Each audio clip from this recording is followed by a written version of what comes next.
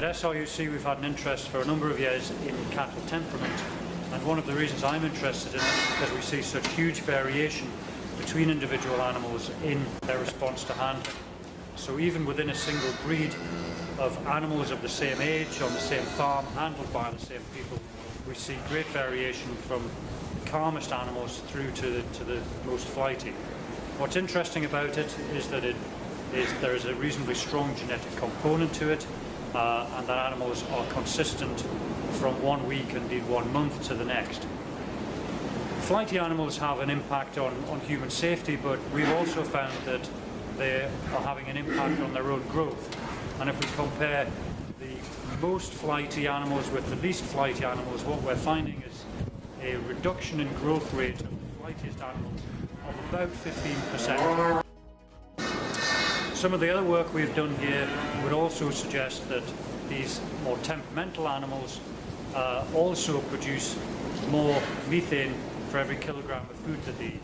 So they are bad from a human safety point of view, they're bad from a growth point of view, and they're also bad from an environmental point of view. Another area of work that we have been doing here is looking at temperament of cows, which is an area that has been less well studied. So we've been looking at the temperament of pregnant cows when they're put into the crush, and we find that when they are released from the crush, the ones that run away from the crush the fastest are the most temperamental, and that those cows then go on to have calves with a lighter birth weight a few weeks or months later. Another way to assess temperament is to record a cow's response when she's pregnant to being isolated. And we find that the cows which do not like that isolation when they're pregnant go on to have calves which themselves have a slow growth rate all the way from birth until weaning. So something is happening with these temperamental pregnant cows that is having an effect on their calf as well.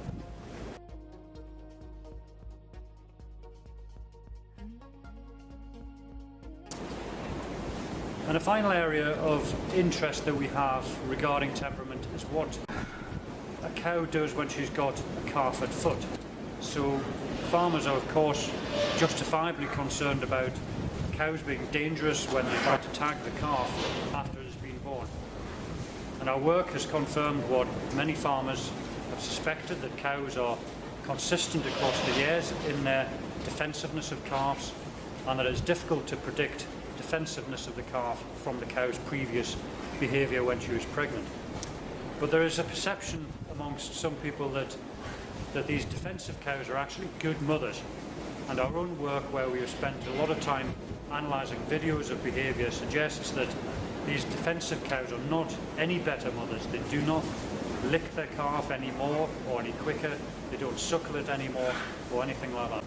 That brings me a little bit onto genetics. And just to finish by saying that temperament traits in cattle are heritable. That means that the tendency to be temperamental is passed from one generation to the next. And we find that temperament is around about 30% heritable. That is actually very close to growth rate, which is around about 40% heritable, which means that we can breed for calmer temperament relatively efficiently.